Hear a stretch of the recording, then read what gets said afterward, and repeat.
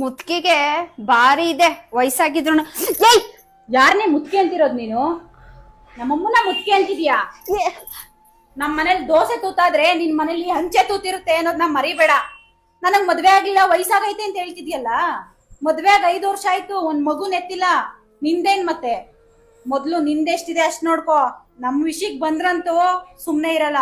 ಏಯ್ ತಗೊಳ್ಳೆ 100 ರೂಪಾಯಿ. ಏನಕ್ಕೆ ಗೊತ್ತಾ ಅದು? ಏನಕ್ಕೆ? 5 ದಿನ ನಮ್ಮಮ್ಮ ಮರ್ತ್ಕೊಂಡಿದ್ರಲ್ಲ, ಬಡ್ಡಿ ಸೇರ್ಸ್ಕೊಟ್ಟಿದೀನಿ.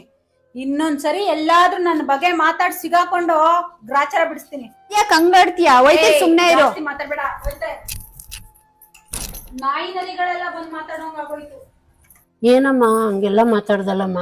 ದೊಡ್ಡವರು ಚಿಕ್ಕವರು ಅನ್ನೋದು ಬೆಲೆ ಬೇಡವಮ್ಮ. ಅಮ್ಮ, ನಮಗ್ ಬೆಲೆ ಕೊಡೋರ್ಗೆ ನಾವು ಬೆಲೆ ಕೊಡೋಣ. ನಮ್ಮನ್ ಚಿಪ್ಪಗ್ ನೋಡೋರ್ಗೆ ನಾವೇಕಮ್ಮ ಬೆಲೆ ಕೊಡ್ಬೇಕು? ಇನ್ನೊಂದ್ಸರಿ ಯಾರ ಹತ್ರ 1 ರೂಪಾಯಿ ಇಸ್ಕೊಂಡ್ ಸಿಗಾಕೋ. ಏನಾದ್ರೂ ದುಡ್ಡು ಬೇಕು ಅಂದ್ರೆ ಪರ್ಸಲ್ ಇಟ್ಟಿರ್ತೀವಿ, ಎತ್ಕೊಂಡ್